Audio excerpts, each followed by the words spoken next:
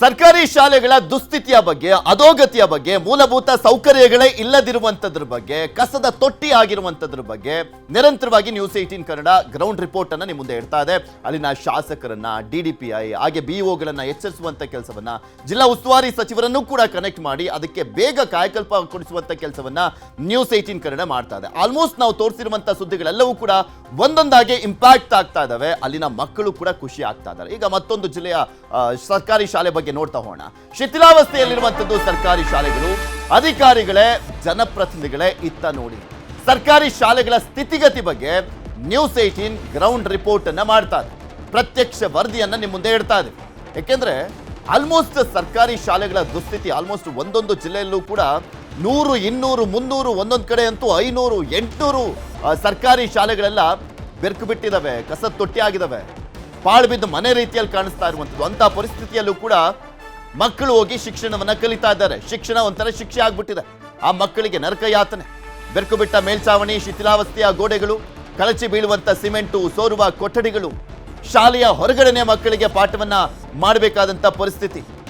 Godown, ದೇವಸ್ಥಾನ ಅಥವಾ ಬಯಲಿನಲ್ಲೇ ಪಾಠವನ್ನ ಕೇಳಬೇಕಾಗುತ್ತೆ. ಇದು ವಿಜಯಪುರ ಜಿಲ್ಲೆ ಚಡಚಣ ತಾಲೂಕಿನ ಉಮರಜ ಗ್ರಾಮದ ಶಾಲೆ. ವಿಜಯಪುರ ಜಿಲ್ಲೆಯದನ್ನ ನಿಮ್ಗೆ ತೋರಿಸ್ತಾ ಇದ್ದೀವಿ. ಚಡಚಣ ತಾಲೂಕಿನ ಉಮರಜ ಗ್ರಾಮದ ಶಾಲೆ ಶಿಥಿಲಾವಸ್ಥೆಯಲ್ಲಿರುವಂಥದ್ದು. 7 ಕೊಠಡಿಗಳು. ಮಕ್ಕಳಿಗೆ ಜೀವ ಭಯ. ಅಲ್ಲಿ ಯಾವಾಗ ಏನಾಗುತ್ತೆ ಅಂತ ಗೊತ್ತಿಲ್ಲ. 7 ಕೊಠಡಿಗಳ ವ್ಯವಸ್ಥೆ ಹೇಗಿದೆ ಅಂದ್ರೆ ಶಿಥಿಲಾವಸ್ಥೆ. 1 to 7th ತರಗತಿಯ 230 ಮಕ್ಕಳು ಅಭ್ಯಾಸವನ್ನ ಮಾಡ್ತಾ ಇದ್ದಾರೆ. 230 ಜನ ಮಕ್ಕಳು. ಅದು ಗೌರ್ಮೆಂಟ್ ಶಾಲೆಯಲ್ಲಿ ಈ ಪರಿಪ್ರಮಾಣದಲ್ಲಿ ಮಕ್ಕಳಿದ್ದಾರೆ ಅಂದ್ರೆ ಅದು ದೊಡ್ಡ ಶಾಲೆ, ದೊಡ್ಡ ಪ್ರಮಾಣದಲ್ಲೇ ಮಕ್ಕಳಿದ್ದಾರೆ ಅಂತ ಅರ್ಥ. 7 ಕೊಠಡಿಗಳಲ್ಲಿ 2 ಕೊಠಡಿಗಳು ಬಂದ್ ಮಾಡಲಾಗಿದೆ. ದುರಸ್ತಿ ಮಾಡುವಂತೆ ಮನವಿ ಮಾಡಿದ್ರು ಕೂಡ ಕ್ರಮ ಆಗಿಲ್ಲ. ಉಳಿದಿರುವಂತ ಕೊಠಡಿಗಳಾದ್ರೂ ನೆಟ್ಟಗಿದಾವ?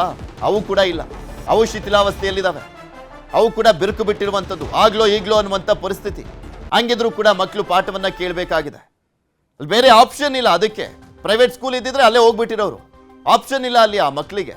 ಸೊ ಹೀಗಾಗಿ ಇಂಥ ಬಿದ್ದೋಗುವಂತ ಶಾಲೆಯಲ್ಲಿ, ಕಿತ್ತೋದ ಶಾಲೆಯಲ್ಲೇ ಮಕ್ಕಳು ಪಾಠವನ್ನ ಕೇಳಬೇಕಾಗಿದೆ. ಶಿಕ್ಷಣ ಕಲಿಸ್ಬೇಕಾಗಿದೆ ಅಲ್ಲಿರುವಂತ ಶಿಕ್ಷಕರು. ನೋಡಿ ಹೇಗಿದೆ ಪರಿಸ್ಥಿತಿ, ನಿಮಗೆ ತೋರಿಸ್ತಾ ಇದೀವಲ್ಲ. ವಿಜಯಪುರ ಜಿಲ್ಲೆ ಚಡಚಣ ತಾಲೂಕಿನ ಉಮರಜ ಗ್ರಾಮ. ಅದು ಕಂಬಗಳೆಲ್ಲ ಬಿರುಕು ಬಿಟ್ಟು ಹೋಗಿದಾವೆ. ಅಲ್ಲಿನ ಬಿಲ್ಡಿಂಗ್ ಕೂಡ ಅಷ್ಟೇ, ಚಾವಣಿನೂ ಕೂಡ ಅಷ್ಟೇ, ಎಲ್ಲದೂ ಕೂಡ ಅಷ್ಟೇ. ಯಾವಾಗ ಏನಾಗುತ್ತೆ ಅಂತ ಗೊತ್ತಿಲ್ಲ. ನೋಡಿ ಹೇಗಿದೆ ಆ ಶಾಲೆ ಅಂತ. ನಾವು ಯಾವುದೋ ಪಾಳು ಬಿದ್ದು ಮನೆ ತೋರಿಸ್ತಾ ಇರೋದಲ್ಲ. ಪಾಪ ಮಕ್ಕಳು ಅಲ್ಲಿ ಹೋಗಿ ಪಾಠವನ್ನ ಕೇಳುವಂತಹ ಶಾಲೆಗಳು ಅವು. ನೋಡಿ ಅಲ್ಲಿ ಕಷ್ಟಪಡಲಿಕ್ಕೆ ಸಿದ್ಧನಾಗುವ ಯಶಸ್ಸು ತಾನಾಗೇ ತಾನು ಸಿಗುತ್ತೆ ಅಂತ ಬೇರೆ ಬರೆದಿದ್ದಾರೆ ಗೋಡೆ ಮೇಲೆ. ಕಷ್ಟಪಟ್ಟು ಓದಪ್ಪ ಅಂತ. ಆ ಸ್ಕೂಲಿಗೆ ಮಾತ್ರ ಕರೆಕ್ಟಾಗಿ ಅನ್ವಯಿಸುತ್ತೆ ಆ ಸಾಲುಗಳು. ಒಂದು ಪೇಂಟಿಂಗ್ ಇಲ್ಲ, ಶಾಲೆನೇ ನೆಟ್ಟಗಿಲ್ಲ. ಪೇಂಟ್ ಬಿಡಿ, ಶಾಲೆನೇ ನೆಟ್ಟಗಿಲ್ಲ. ಮಳೆ ಬಂದರೆ ನೋಡಿ ಅಲ್ಲಿ ಗೊಚ್ಚೆ ಒಳಗಡೆ ನೀರೆಲ್ಲ ನಿಂತ್ಕೊಂಡಿರೋದು, ಕೆಸರು. ಅಂತ ಶಾಲೆಯ ಒಳಗಡೆ ಮಕ್ಕಳು ಓದಬೇಕಾಗಿದೆ. ಪಾಪ ಶಿಕ್ಷಕರು ಹೇಗೆ ಸಾಧ್ಯನೋ ಆ ರೀತಿಯಾಗಿ ಪಾಠವನ್ನ ಮಾಡುವಂತ ಪರಿಸ್ಥಿತಿ ಇದೆ. ಹೊರಗಡೆ ಕೂರಿಸಿ ಪಾಠವನ್ನ ಹೇಳ್ಕೊಡ್ತಾ ಇದ್ದಾರೆ. ಹೇಗೆ ಕಾನ್ಸಂಟ್ರೇಟ್ ಮಾಡ್ಬೇಕು ಹೇಳಿ ಪಾಪ ಆ ಮಕ್ಕಳು. ನಾಯಿಗಳು ಬಂದು ಪಾಠ ಕೇಳುವಂತ ಪರಿಸ್ಥಿತಿ. ಹಂಗಿದೆ ಆ ಶಾಲೆ ಪರಿಸ್ಥಿತಿ. ನೋಡಿ ಅಲ್ಲಿ ನಾಯಿಗಳಿದಾವೆ. ಶತಮಾನಗಳ ಕಂಡದ. ಸೊ ಅದು ಹೆಂಗೆ ಉಳಿಬೇಕು? ನಮ್ಮ ಸ್ಕೂಲನ್ನು ದುರಸ್ತಿ ಮಾಡಿಕೊಡಿ. ಆಮೇಲೆ ಶಿಕ್ಷಕರಿಗೆ ಮ್ಯಾಥ್ಸ್ ಬಿಡ್ಸಕ್ಕಂತೂ ತುಂಬ ಕಷ್ಟ ಆಗ್ಲಕತ್ತದ. ಅವ್ರಿಗೆ ತುಂಬ ತೊಂದರೆ ಆಗ್ಲಕತ್ತದ. 4 ಮಂದಿ ತೊಗೊಂಡು ಬಿಡಿಸೋದು ಯಾರಿಗೂ ತಿಳಿಯೋದಾಗ್ಯದ. ಆಮೇಲೆ ನಮ್ದು ಗ್ರೌಂಡಿನ ಸಮಸ್ಯೆ ಅದ. ರೂಮ್ ಎಲ್ಲ ಸೋರ್ತವ, ಸೌಂಡ್ ಬರ್ಲಕತ್ತದ ಪಳ್ಳಿದ್ದು. ನಾವು ಪಾಲಕರು ಹೆದರಿ ಒಟ್ಟ ಸ್ಕೂಲಿಗೆ ಕಳ್ಸಲಾಗ್ಯಾರ. ನಮ್ಮ ತಂದೆ ತಾಯಿನೇ ಬೇಡ ಅಂತ ಹೇಳಕಂತಾರ. ಆಮೇಲೆ ಮೊನ್ನೆ ಬಿ ಒ ಅವರು ವಿಸಿಟ್ ಕೊಟ್ಟಾಳಾಗ ಅವ್ರ ಕೈ ಮೇಲೆ ನಮ್ಮ ಗೋಡೆದು ಒಂದು ತುಂಡು ಬಿದ್ದಿತ್ತು. ಸೊ ಅವ್ರಿಗೆ ಕೈ ಗಾಯ ಆಗಿ ಹೋಗ್ಯಾರ. ಅವರು ಒಬ್ರು ದೊಡ್ಡ ದೊಡ್ಡ ಅಧಿಕಾರಿಗಳಿಗೆಲ್ಲ ನಾವು ಪತ್ರ ಕಳಿಸ್ತಿದ್ದೀವಿ. ಸೊ ಯಾರು ರೆಸ್ಪಾನ್ಸ್ ಮಾಡಲಾಗ್ಯಾರ. ಈಗನೇ ನಾವೆಲ್ಲರೂ ಕೋರ್ತಾ ಇದ್ದೀವಿ, ಪ್ಲೀಸ್ ನಮ್ಮ ಕರೆಗೆ ಹೋಗೊಟ್ಟು ಪ್ಲೀಸ್ ನಮ್ಮ ಶಾಲೆಗೆ 10 ಕೋಣೆಗಳನ್ನ ಮಾಡಿಸ್ಕೊಡಿ. ನಾವು ಇಲ್ಲೇ ಕಲಿಬೇಕು. ಈಗ ಎಂದಿನ ಹಿಡಿದು ನೋಡ್ಲತ್ತೀವಿ ಇದೇ ಪರಿಸ್ಥಿತಿ ರೀ. ಅಂದ್ರೆ ಯಾರು ಬರ್ತಾ ಇಲ್ರಿ ಸರ್. ಈಗ ಆಲ್ರೆಡಿ ನಾವು ಎಲ್ಲಾರ ಕಡೆ ಅಲ್ಲಿ ಬಿಒಗೂ ಲೆಟರ್ ಕೊಟ್ಟಿದೇವ್ರಿ. ಇವೆಲ್ಲ ಫೋಟೋ ತೆಗೆದು ಬಿಒಗೂ ಹಾಕಿದೇವ್ರಿ ಸರ್. ಅಂದ್ರೆ ಬಿಒರು ಮನೆ ಬಂದು ಭೇಟಿಯಾಗಿ ಹೋಗ್ಯಾರ್ರಿ. ಅಂದ್ರೆ ಅನುದಾನ ಇಲ್ಲ, ಅದು ಇಲ್ಲ, ಬರೀ ಇದು ಹೇಳ್ತಾರೆ. MLA ಅಂತೂ ಏನಾದ್ರು ಬಂದು ನೋಡಿಲ್ರಿ. ಅವ್ರಿಗೆ ಆಲ್ರೆಡಿ ಹೋಗಿ ನಾವು ಭೇಟಿಯಾಗಿ ಲೆಟರ್ನು ಕೊಟ್ಟು ಬಂದಿವ್ರಿ ಸರ್. ಒಟ್ಟು 7 ರೂಮ್ಸ್ ಇರ್ತಾವೆ. ಮೊಳಕಾಲ ಮಟ್ಟ ನೀರು ಅಂದಿರ್ತಾವ್ರಿ. ಕೇಳೋರು ಎಟ್ ಕೇಳ್ತಾರ ಪಾಲಕರು ಅಟ್ ಕೇಳ್ತಾರ. ಇನ್ನ ಈ ಪರಿಸ್ಥಿತಿ ನಡೆದ ಹುಡುಗರೆಲ್ಲ ಹೊರಗೆ ಕೂತ ಅಭ್ಯಾಸ ಮಾಡ್ಲತ್ತವ್ರಿ. ಗೋಡವಾನ್ದಾಗ ಸೊಸೈಟಿಯಾಗ ಅಂದ್ರ ಇಲ್ಲಿ ನಮ್ ಸಿದ್ದೇಶ್ವರ ದೇವಸ್ಥಾನ ಅದ್ರಿ, ಅಲ್ಲಿ ಹೋಯ್ತೇವ್ರಿ. ಅವ್ ಹೋಗೋದು ಬರೋದು ಎಲ್ಲಾ ಪಾರ್ಗೊಳದು ಅಸ್ತವ್ಯಸ್ತ ಆಲತ್ತವ್ರಿ. ಒಂದೇ ಕ್ಲಾಸ್ನಾಗ ಎರಡೆರಡು ಕ್ಲಾಸ್ ನಡೆದಾವ್ರಿ. 1, 2, 3, 4, 5th, 6 ಹಿಂಗೆ ನಡೆದಾವ್ರಿ. ಆ ಸ್ಟೂಡೆಂಟ್ ಕ್ಲಾಸ್ ಹೆಂಗೆ ಹೇಳ್ಬೇಕು, ಈ ಸ್ಟೂಡೆಂಟ್ ಕ್ಲಾಸ್ ಹೆಂಗೆ ಹೇಳ್ಬೇಕು ಗೊತ್ತಾಗ್ರಿ ಅದು. ಮತ್ತು ಇಲ್ಲಿ ನೋಡಿದ್ರೆ ಎಲ್ಲ ಶಾಲ್ಯಾಗ ಮ್ಯಾಗ ತಡಪತ್ರಿ ಪಂಚಾಯತ್ ತಡಪತ್ರಿ ಕೊಟ್ಟರೆ ತಡಪತ್ರಿ ಹಾಕಿದ್ರು ಶಾಲಿ ಒಳಗೆ ಮಳಗಳಿ ನೀರು ಹುಡುಗರಿಗೆ ಕಲ್ಸೋದು ಹೆಂಗೆ. ಹಿಂಗಾಗಿ ಭಯ ಹುಟ್ಟಿ ಜನ ಇಲ್ಲಿ ಎಲ್ಸಿ ಕಿತ್ಕೊಂಡು ಊರಿಗೆ ಹೊಂಟಾವ. ಹಿಂಗಾಗಿ ಶಾಲಿ ದುರಸ್ತಿ ಒಂದೇ ಮಾಡಿಕೊಟ್ರೆ ನಮಗೂ ಅನುಕೂಲ ಆಗ್ತದಂತ ಹೇಳುತ್ತೆ ಅಷ್ಟೇ. ಗಡಿಭಾಗ ಗ್ರಾಮ ಇರೋದ್ರಿಂದ ಶತಮಾನ ಕಂಡ ಶಾಲೆ ಅದು. 100 ವರ್ಷ ಆಗಿ ಹೋಗ್ಯದ್ರಿ ಶಾಲಿ. 100 ವರ್ಷ ಆದ್ರೂ ಶಾಲೆ ದುರಸ್ತಿ ಇಲ್ಲ ನಮ್ಮದು. 100 ವರ್ಷ ಆಯ್ತು ಹಿಂಗೆ ಅದು. ಒಂದು ಕಟ್ಟಡ ಹೊಸದಿಲ್ರಿ, ಎಲ್ಲ ಹಳಿ ಕಟ್ಟಡ ದುರಸ್ತಿ ಮಾಡೋದು, ಚವಣಿ ಹಾಕೊಂಡು ದುರಸ್ತಿ ಅವ್ರ ಮ್ಯಾಗದ ಮಳೆಗಾಲದಾಗ ತಡಪತ್ರಿ ಹಾಕೋದು. ಹಿಂಗಾಗಿ ಒಂದು ಶಾಲೆನೂ ಹೊಸ. ಇದ್ರ ಬಗ್ಗೆ ಇನ್ನಷ್ಟು ಮಾಹಿತಿಯನ್ನು ಕೊಡ್ತಾ ಹೋಗ್ತಾರೆ ನಮ್ಮ ವಿಜಯಪುರದ ಪ್ರತಿನಿಧಿ ಗುರುರಾಜ್ ನಮ್ಮ ಜೊತೆ ದೂರವಾಣಿ ಸಂಪರ್ಕದಲ್ಲಿ ಜಾಯ್ನ್ ಆಗಿದ್ದಾರೆ. ಗುರುರಾಜ್, ನೋಡ್ತಾ ಇದ್ವಿ ಪಾಳು ಬಿದ್ದು ಮನೆ ರೀತಿಯಲ್ಲಿರುವಂಥ ಪರಿಸ್ಥಿತಿ ಆ ಶಾಲೆದು. 230 ಮಕ್ಕಳು ಓದ್ತಾ ಇದ್ದಾರೆ ಅಂದರೆ ಒಂದು ಸರ್ಕಾರಿ ಶಾಲೆಯಲ್ಲಿ ಅದು ಪುಣ್ಯ ಅನ್ಕೋಬೇಕು. ಆದರೆ ಆ ಪಾಪ ಮಾಡಿಬಿಟ್ಟು ಮಕ್ಕಳು ಅಲ್ಲಿ ಓದುವಂಥ ಪರಿಸ್ಥಿತಿ ಇದೆಯಲ್ಲ, ಯಾರ ಕಣ್ಣಿಗೂ ಬಿದ್ದಿಲ್ವಾ? ಪೃಥ್ವಿರಾಜ್ ಏನಂತಂದ್ರೆ ವಿಜಯಪುರ ಜಿಲ್ಲೆಯ ಗಡಿ ಭಾಗ ಇದು. ಭೀಮಾ ತೀರದ ಗಡಿ ಭಾಗದಲ್ಲಿರುವಂತಹ ಗ್ರಾಮ ಇದು. ಈ ಗ್ರಾಮಕ್ಕೆ ಇಲ್ಲಿಂದ ಸುಮಾರು 5 ಕಿಲೋಮೀಟರ್ ದಾಟಿದ್ರೆ ಭೀಮಾ ನದಿ ಇದೆ, ಬ್ರಿಡ್ಜ್ ಇದೆ. ಬ್ರಿಡ್ಜ್ ಇಂದ ಆ ಕಡೆ ಹೋಗ್ಬಿಟ್ರೆ ಮಹಾರಾಷ್ಟ್ರ. ಅಷ್ಟು ಗಡಿಗಿರುವಂತ ಗ್ರಾಮ ಇದು. ಇಲ್ಲಿ ಸುಮಾರು 230. ಗುರುರಾಜ್, ಮಾತನಾಡ್ತೀವಿ. ನಮ್ಮ ಜೊತೆ DDPI ಸಾಲಿಮಠ್ ಅವರು ದೂರವಾಣಿ ಸಂಪರ್ಕದಲ್ಲಿ ಜಾಯ್ನ್ ಆಗಿದ್ದಾರೆ. Good morning sir. Good morning sir. ನಾವು ವಿಜಯಪುರದ ಚಡಚಣ ತಾಲೂಕಿನ ಉಮರಜ ಗ್ರಾಮದ ಸರ್ಕಾರಿ ಶಾಲೆಯ ಪರಿಸ್ಥಿತಿಯನ್ನ ತೋರಿಸ್ತಾ ಇದ್ವಿ. ಅದೇನು ಶಾಲೆನ ಅಥವಾ ಪಾಳ್ಬಿದ್ದ ಮನೆನ ಗೊತ್ತಾಗ್ತಾ ಇಲ್ಲ. ನಿಮ್ ಗಮನಕ್ಕೆ ಬಂದಿದ್ಯಾ ಅದು? ಬಂದಿದೆ ಸರ್. ಏನ್ ಅವ್ರ BOR ಕಡೆಯಿಂದ ರಿಪೋರ್ಟ್ ತಗೊಂಡಿದ್ದೇವ್ರಿ. ಓಕೆ, ಸ್ವಲ್ಪ ಅದನ್ನ ಎಲ್ಲ ಈಗಾಗಲೇ ಕಳ್ಸಿದೇವ್ರಿ ರಿಪೋರ್ಟ್ ರೀ. ಯಾವಾಗ ರಿಪೋರ್ಟ್ ತಗೊಂಡಿದ್ದು ಸರ್? ಅವತ್ತೇ ಬಂದ ದಿವಸ ರಿಪೋರ್ಟ್ ಹಾಕಿದೇವ್ರಿ. ಅದೇ ಯಾವಾಗ ಸರ್ ರಿಪೋರ್ಟ್ ತಗೊಂಡಿದ್ದು, ಯಾವಾಗ ಅಂತ ಕೇಳ್ತಾ ಇದ್ದೀನಿ. ಎಷ್ಟು ತಿಂಗಳಾಯ್ತು ಅಂತ ರಿಪೋರ್ಟ್ ತಗೊಂಡು? ಈಗ 1 ವಾರ ಆಯ್ತ್ರಿ ಸರ್ ಅದು ಬಂದು. ಅಲ್ಲಿವರೆಗೂ ಗಮನಕ್ಕೆ ಬಂದಿರಲಿಲ್ಲ? ಇಲ್ಲ, ನಾನು ಈಗ ಬಂದು 1 ತಿಂಗಳು ಆಯ್ತು ಜಾಯ್ನ್ ಆಗಿ. ಓಕೆ. ರಿಪೋರ್ಟ್ ತಗೊಂಡು ಮತ್ತೆ BOR ಜೊತೆನೂ ಮಾತಾಡಿ ಈಗ ಅದ ಮುಂದೆ ಯಾವ್ದಾರ ಸ್ಕೀಮ್ದೊಳಗೆ ಹಾಕ್ಲಿಕ್ಕೆ ಮತ್ತೆ ಈಗ ರಿಪೋರ್ಟ್ ಕಳಿಸ್ತಾ ಇದ್ದೇವ್ರಿ. ಈಗ ಕಳ್ಸಿದೇವೆ, ಮತ್ತೆ ಈಗ ನಮ್ಮ ಇದಕ್ಕೂ ಕಳಿಸ್ತಾ ಇದ್ದೇವೆ. ಒಂದ್ಸಲಿ ಹೋಗ್ ಬನ್ನಿ ಸರ್, ಅಲ್ಲಿಗೆ ಹೆಂಗಿದೆ ಅಂತ ನೋಡಿ. ಅದನ್ನ ಶಾಲೆ ಹೇಗಿದೆ ಅಂತ ಗೊತ್ತಾಗತ್ತೆ ನಿಮ್ಗೆ. ಕಸದ ತೊಟ್ಟಿಗಿನ್ನ ಕೊಟ್ಟಿಗೆ ಮನೆಗಿನ್ನ ಕಡೆಯಾಗಿದೆ ಅದು. ನಾನು ಒಮ್ಮೆ ಹೋಗಿ ಬರ್ತೇನೆ ಸರ್. ಈಗ ಮೊನ್ನೆ ನಮ್ಮ BOR ಖುದ್ದಾಗಿ ಹೋಗಿ ಬಂದಿದ್ದಾರೆ. ನಾನು ಒಮ್ಮೆ ಹೋಗಿ ಅದ್ರ ಸಂಪೂರ್ಣ ರಿಪೋರ್ಟ್ ಕೊಡ್ತೇನೆ. ಪಾಪ ಹೊರ್ಗಡೆ ಕೂತ್ಕೊಂಡು ಪಾಠ ಕೇಳುವಂತ ಪರಿಸ್ಥಿತಿ ಇದೆ. ಮಳೆ ಇದ್ದಾಗ ಮತ್ತೆ ಬಹಳ ಇದಾಗಿತ್ತಿದ್ರಿ ಅದು. ಸ್ವಲ್ಪ ಅದನ್ನ ಇದನ್ನ ಮಾಡಿಸ್ಕೊಡ್ತೇವೆ ಸರ್. ಆಮೇಲೆ ಬಿಗ್ ನಂಬರ್ಸ್ ಸರ್ ಅಲ್ಲಿರೋದು ಮಕ್ಕಳು. 230 ಜನ ಒಂದ್ ಸರ್ಕಾರಿ ಶಾಲೆಯಲ್ಲಿ ಓದ್ತಾ ಇದಾರೆ ಅಂದ್ರೆ ಪುಣ್ಯ ಅನ್ಕೋಬೇಕು ಸರ್. ಅದು ಗಮನಕ್ಕೆ ಬಂದಿದೆ, ಅದನ್ನ ರಿಪೋರ್ಟ್ ಮಾಡಿಸಿ ಸರಿ ಮಾಡ್ಸೋ ಮಾಡ್ತೀವಿ. ರಿಪೋರ್ಟ್ ಮಾಡಿ ಎಲ್ಲಿಗೆ ಹೋಗುತ್ತೆ ಸರ್ ಅದು? ಏನಾಗುತ್ತೆ? ನಮ್ದು ನಾವು ಜಿಲ್ಲಾ ಪ್ರೆಷರ್ ಮತ್ತೆ ಕಮಿಷನ್ ಆಫೀಸ್ ಕಳ್ಸಿದೇವ್ರಿ ಧಾರವಾಡಕ್ಕ. ಓಕೆ. ಈಗ ಬೆಂಗಳೂರಿಗೆ ಒಂದು ಕಳಿಸ್ತೇವೆ. ಏನ್ ರೆಸ್ಪಾನ್ಸ್ ಬಂದಿದೆ ಸರ್? ಕಮಿಷನರ್ ರಿಪೋರ್ಟ್ ಅದೇ ಏನೇನು ಅಲ್ಲಿ ಸೌಲಭ್ಯ ಏನೇನು ರಿಪೇರಿ ಆಗ್ಬೇಕು ಏನೇನೆಲ್ಲ ಹಾಕಿ ಫೋಟೋ ಸಹಿತ ವರದಿ ಕೊಟ್ಟಿದೆ ಕಮಿಷನರ್ ಧಾರವಾಡದವ್ರಿಗೆ. ನೆಕ್ಸ್ಟ್ ಈಗ ಬೆಂಗಳೂರಿಗೆ ಕಳ್ಸಿಕೊಡ್ತೇವೆ.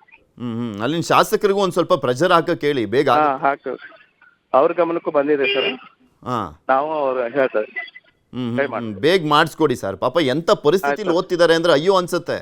230 ಜನ ಶಾಲಾ ಮಕ್ಕಳಿದ್ದಾರೆ ಅಂದ್ರೆ ಒಂದೊಂದು ತರಗತಿಲಿ ಒಂದೊಂದು ಕೊಠಡಿಲಿ 3 ತರಗತಿ ಅವ್ರು ಕೂರ್ಸ್ಕೊಂಡು ಓದುವಂತ ಪರಿಸ್ಥಿತಿ. ಮಾಡಿಸ್ಕೊಡ್ತೇವೆ ಸರ್. ಓಕೆ, ಅದು ಯಾವಾಗ ಬೇಗ ಮಾಡಿಸ್ಕೊಡ್ತೀರಾ? ನಮ್ಮ ಪ್ರತಿನಿಧಿ ಕೂಡ ಫಾಲೋ ಅಪ್ ಅಲ್ಲಿ ಇರ್ತಾರೆ. ಧನ್ಯವಾದ ಸಾಲಿಮಠ್ ಅವರು ನ್ಯೂಸ್ 18 ಜೊತೆ ಮಾತನಾಡಿದ್ದಕ್ಕೆ. ಎಸ್, ನಮ್ಮ ಪ್ರತಿನಿಧಿ ಕೂಡ ದೂರವಾಣಿ ಸಂಪರ್ಕದಲ್ಲಿದ್ದಾರೆ. ಗುರುರಾಜ್, ಸಾಲಿಮಠ್ ಅವ್ರು ಹೇಳ್ತಾ ಇದ್ರು DDPI ಈಗ ಆಲ್ರೆಡಿ ರಿಪೋರ್ಟ್ ತಗೊಂಡಿದ್ದೀವಿ, ಕಳ್ಸಿಕೊಟ್ಟಿದ್ದೀವಿ, ಬೇಗ ಮಾಡಿಸ್ತೀವಿ ಅಂತ. ಅಲ್ಲಿನ ಜನಪ್ರತಿನಿಧಿಗಳಿಗೂ ಒಂದು ಸ್ವಲ್ಪ ಕಿವಿಗೆ ಹಾಕಿ ಇದನ್ನ. ಬರೀ ಓಡಾಡ್ಕೊಂಡು ಬೆಂಗಳೂರಿಗೆ ಸುಮ್ಮನೆ ಪೋಸ್ಟ್ ಕೊಟ್ಕೊಂಡು ಇರುವಂಥದ್ದಲ್ಲ. ಸರ್ಕಾರಿ ಶಾಲೆನ ಯಾವಾಗ ಸರಿ ಮಾಡಿಸ್ತಾರಂತೆ ಅವರೆಲ್ಲ? ಪೃಥ್ವಿರಾಜ್ ಏನಂತಂದ್ರೆ ಶಾಸಕರು ಸಂಬಂಧಪಟ್ಟಂಗೆ ಶಾಸಕರಿಗೂ ಸ್ಥಳೀಯ ಅಧಿಕಾರಿಗಳು ಗಮನ ತಗೊಂಡ್ಬಂದಿದ್ದಾರೆ. ನಿಮ್ಗೆ ಆಶ್ಚರ್ಯ ಆಗ್ಬೋದು, ಈ ರೀತಿ ಪ್ರಕರಣ ಇದೆ, ಈ ಶಾಲೆ ಇದೆ ಅಂತ ಹೇಳಾಗ ಅಧಿಕಾರಿಗಳು ವಿಸಿಟ್ ಮಾಡಿದಾಗ ಖುದ್ದು ಅವ್ರ ಮೇಲೆನೆ ಅಲ್ಲಿ ಸಿಮೆಂಟ್ ಕಳಚಿ ಬಿದ್ದಿರುವಂತದ್ದು. ಅಷ್ಟು ಆದ್ರೂ ಸಹಿತ ಇನ್ನೂ ದುರಸ್ತಿ ಮಾಡ್ತಾ ಇಲ್ಲ ಅಂದ್ರೆ ಅಧಿಕಾರಿಗಳು ಯಾವ ಮಟ್ಟದಲ್ಲಿ ಇದ್ದಾರೆ ಅಂತ ಹೇಳಿ ಈಗಾಗಲೇ ಸಂಬಂಧಪಟ್ಟ ಶಾಸಕರಿಗೆ ಗ್ರಾಮಸ್ಥರು ಸಹಿತ ಎಲ್ಲರೂ ಮನವಿ ಕೊಟ್ಟಿದ್ದಾರೆ. ಜೊತೆಗೆ ನೀವು ಖುದ್ದು ಬಂದು ನೋಡಿ ಅಂತ ಹೇಳಿದ್ದಾರೆ, ಆದ್ರೆ ಶಾಸಕರು ಇದುವರೆಗೂ ಬಂದು ನೋಡಿಲ್ಲ, ಮನವಿ ಕೊಟ್ಟಿದ್ದಾರೆ, ಆದ್ರೆ ಇವ್ರು ಸ್ವೀಕಾರ ಮಾಡಿದ್ದಾರೆ ಅಷ್ಟೇ ಬಿಟ್ರೆ ಅದ್ರ ಮುಂದೆ ಯಾವುದೂ ಪ್ರಗತಿ ಆಗಿಲ್ಲ. ಯಾರು ಭಾರತದಲ್ಲಿ ಕನ್ನಡ ಉಳಿಬೇಕು ಅಂತ ಹೇಳಿ ಕನ್ನಡ ಸರ್ಕಾರ ಬಹಳಷ್ಟು ಪ್ರಯತ್ನ ಮಾಡುತ್ತೆ, ಆದ್ರೆ ಕನ್ನಡ ಶಾಲೆನೇ ಇಲ್ಲ ಅಂದ್ರೆ ಹೇಗೆ ಅನ್ನೋದು ಮಕ್ಕಳ ಪ್ರಶ್ನೆ ಆಗಿರುವಂತದ್ದು. ಯಾರು ಶಾಸಕರು ಗುರುರಾಜಲ್ಲಿ? ಇದು ನಾಲ್ಕನೇ ಮತಕ್ಷೇತ್ರ ಇರುವಂತದ್ದು. ಇಲ್ಲಿ ವಿಠ್ಠಲ್ ಖಡ್ಗೆ ಕಾಂಗ್ರೆಸ್ ಪಕ್ಷದ ಶಾಸಕರು ಇಲ್ಲಿದ್ದಾರೆ. ಅವ್ರಿಗೆ ಇಲ್ಲಿನ ಸಹಿತ ಪ್ರಯೋಜನ ಆಗ್ತಾ ಇಲ್ಲ. ಪೃಥ್ವಿರಾಜ್ ಏನಾದ್ರೆ ಈ ಪ್ರದೇಶ ಹೆಂಗಿದೆ ಅಂತ ಹೇಳ್ತೀನಿ. ಮೊದಲೇ ಭೀಮಾ ತೀರ ಅಂದ್ರೆ ಬಹಳಷ್ಟು ಕ್ರಿಮಿನಲ್ ಆಕ್ಟಿವಿಟೀಸ್ ಇರುವಂತಹ ಪ್ರದೇಶ. ಅಂತ ಪ್ರದೇಶದಲ್ಲಿ ಕನ್ನಡ ಶಾಲೆಯಲ್ಲಿ, ಅದು ಗಡಿ ಭಾಗದಲ್ಲಿ, ಯಾಕಂದ್ರೆ ಮರಾಠಿ ಪ್ರಭಾವ ಇರುವಂತಹ ಪ್ರದೇಶ ಅದು. ಗುರುರಾಜ್ ಮಾತನಾಡ್ತೀನಿ. ನಮ್ಮ ಜೊತೆ SDMC ಅಧ್ಯಕ್ಷರಾಗಿರುವಂತಹ ಸಂಜೀವ್ ಕುಮಾರ್ ದೂರವಾಣಿ ಸಂಪರ್ಕದಲ್ಲಿದ್ದಾರೆ. ನಮಸ್ಕಾರ ಸಂಜೀವ್ ಅವರೇ. ನಮಸ್ಕಾರ ಸರ್. ನಿಮ್ಮ ಊರಿನ ಪರಿಸ್ಥಿತಿ ಏನ್ರಿ ಅದು ಸರ್ಕಾರಿ ಶಾಲೆದು? ಸರ್ ಅದು ಯಾನ್ ಎಲ್ಲ ಕಟ್ಟಡಗಳು ಎಲ್ಲ ಬಿದ್ದವ್ರಿ ಸರ್. ಈಗ 4 ರೂಮ್ ಇದು ಹಾಕಿನ ಅಂತ ಹೇಳ್ತಾರ್ರಿ.